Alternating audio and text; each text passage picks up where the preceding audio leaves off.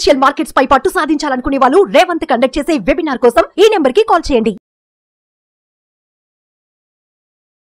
నమస్తే, welcome to Suman TV. నేను విష్ణు. ప్రస్తుతంతో పాటు ప్రముఖ స్టాక్ మార్కెట్ అనలిస్ట్ రామచంద్రమూర్తి గారు ఉన్నారు. వారితో మాట్లాడదాం. సార్ నమస్తే. సార్ రామచంద్రమూర్తి గారు. నమస్తే అండి విష్ణు గారు.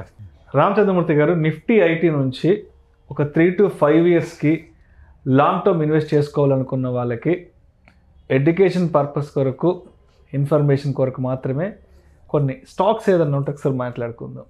డెఫినెట్గా అండి. నిఫ్టీ ఐటీ అనేది ఇప్పుడు అసలు ఇవాళ ఐటీ ఇండస్ట్రీ అనేది మనకందరికీ తెలిసి back bone of the any economy.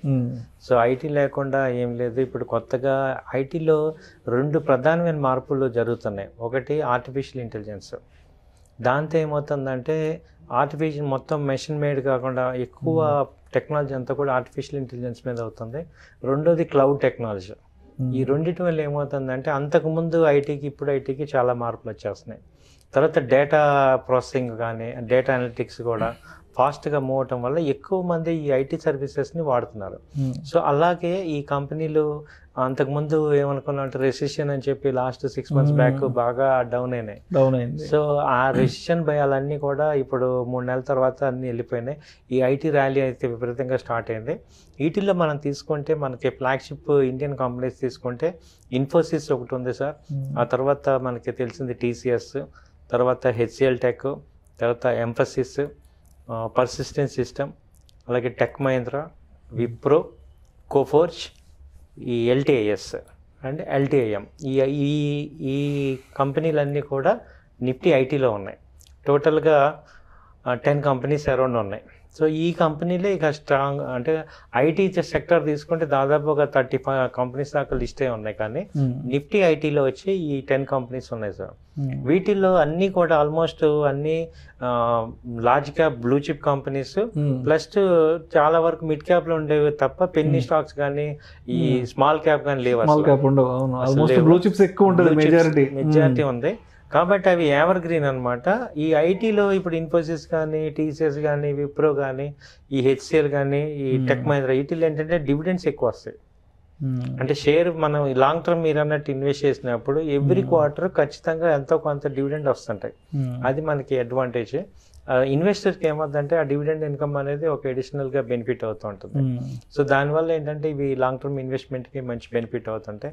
అలాగే ఎప్పుడు కూడా ఈ ఐటీ అనేది బ్యాక్ బోన్ కాబట్టి బై అండ్ డిప్స్ ఎంత వరస్ట్ రెసిషన్లో ఉన్నా కానీ మేబీ ఒక 6 months పర్ఫామ్ చేయకపోయినా మొత్తం అవుట్ పర్ఫామ్ ఇన్ ఇయర్ చూసుకుంటే అవుట్ పర్ఫామ్ అయిపోతూ ఉంటుంది.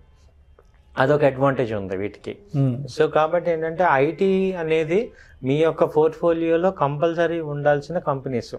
అట్లీస్ట్ 1 or 2 కంపెనీస్ వీటిల్లో మన యొక్క పోర్ట్ఫోలియో మనం మెయింటైన్ చేద్దాం అనుకుని ఎవరైనా అనుకున్నా పెట్టుకోవాలి. అలాగే వీటిల్లో ఇంకో పాయింట్ ఏంటంటే ఈ మేజర్ మ్యూచువల్ ఫండ్ కంపెనీస్ అన్నీ కూడా ఈ ఐటీ కంపెనీలు వీటిల్లో ఇన్వెస్ట్మెంట్ ఉంటాయి.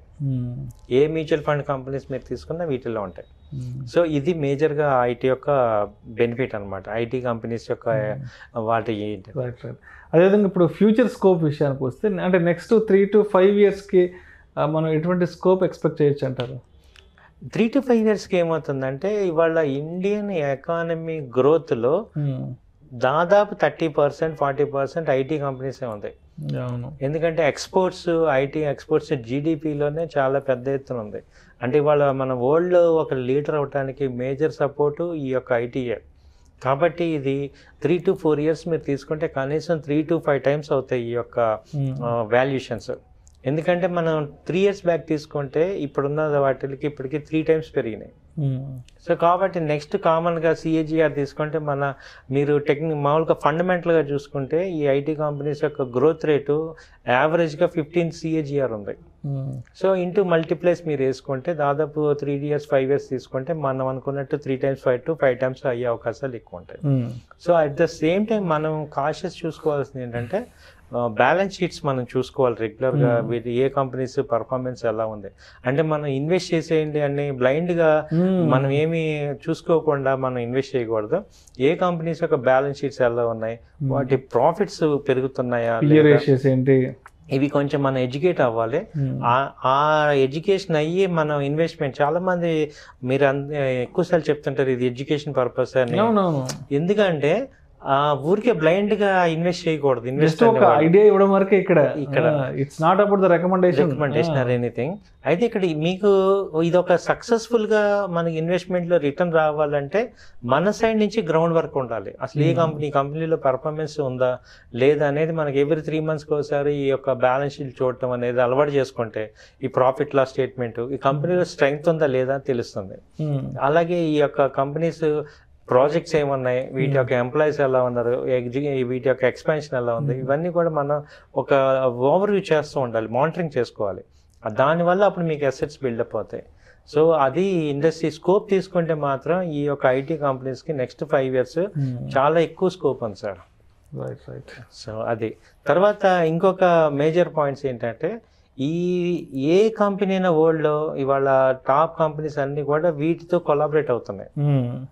అలాగే మన ఇండియన్ కంపెనీస్ ఒక్కొక్క ఇండియన్ కంపెనీస్లో గ్రేట్నెస్ ఏంటంటే దాదాపు 30 to 40 countries-లో వీటి బ్రాంచెస్ ఉన్నాయి. అలాగే ఇంకా రిమైనింగ్ కంట్రీస్కి ఎక్స్పాన్షన్ అవుతున్నాయి వీటి యొక్క గ్రోత్ రేట్ కానీ వీటి యొక్క మూవ్మెంట్స్ కానీ. తర్వాత ఇంకొక మేజర్ దీనిలో ఐటీలో స్కోప్ ఏంటంటే వీళ్ళు ఎక్కువ ఇండియన్ ఎడ్యుకేషన్స్ అంతా కూడా బీటెక్స్ ఐటీ మీద ఎక్కువ మంది డిపెండ్ అవుతున్నారు కాబట్టి లేబర్ కాస్ట్ ఇప్పుడు తక్కువలో వస్తుంది. సో కొత్త వాళ్ళని తీసుకోవటం అనేది ఎక్కువ ఆఫర్స్ ఇవ్వటం ద్వారా ఇప్పుడు కాలేజెస్లో ఫ్రెషర్స్ని తీసుకోవటం ద్వారా ఏమవుతుందంటే కాస్ట్ కటింగ్ మెజర్స్ కంపెనీస్కి అవుతున్నాయి. దానివల్ల ఏమవుతుందంటే అవుట్పుట్ ఎక్కువ ఇవ్వగలుగుతున్నారు అండ్ ఈజీ వర్క్ ఎన్విరాన్మెంట్ అవుతున్నాయి. ఈవెన్ ఇప్పుడు ఈ ఐటీ కంపెనీస్ ఏమవుతున్నాయంటే బి క్లాస్ సిటీస్లో కూడా ఎంటర్ అవుతున్నాయి. అంతవరకు ప్రీమియం ఉండేవి, అప్పుడు ఏమవుతుంది ఎక్కువ కాస్టింగ్ అయ్యేది. ఇప్పుడు కాస్ట్ కటింగ్ ఎక్స్పెన్స్ ఎలా తగ్గించుకోవాలని చూసి వీళ్ళు బి క్లాస్ సిటీస్లో కూడా ఏ సిటీస్లో కూడా బి సిటీస్లో కూడా ఎంటర్ అవటం వల్ల ఏమవుతుందంటే అక్కడ లోకల్ ఎంప్లాయ్మెంట్ తీసుకుంటే వాళ్ళకి కాస్ట్ తక్కువ, రెంటల్ కాస్ట్ తక్కువ అవుతుంది, పెర్ఫార్మెన్స్ ఎక్కువ అవుతుంది. కాబట్టి అదొక అడ్వాంటేజ్ తీసుకుంటున్నారు వీళ్ళు. సో ఇది జరుగుతుంది. సో ఓవరాల్గా ఐటీ అనేది మనకి ఇంకొక పాయింట్ ఏంటంటే ఈ వర్క్ ఫ్రమ్ హోమ్ ఎక్కువ అవటం వల్ల అది కూడా వాళ్ళు అడ్వాంటేజ్ అయింది కాస్ట్ కటింగ్కి.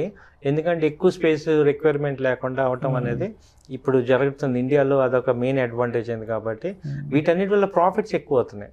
అంటే సేమ్ కాస్ట్ తగ్గటం అనేది కూడా ఒక రకంగా ప్రాఫిట్ ఎక్కువ అవటమే. కాబట్టి ఈ ఫ్యాక్టర్స్ అన్నిటిని మనం దృష్టిలో పెట్టుకుంటే ఈ కంపెనీస్ యొక్క CAGRs పెరుగుతున్నాయి సార్.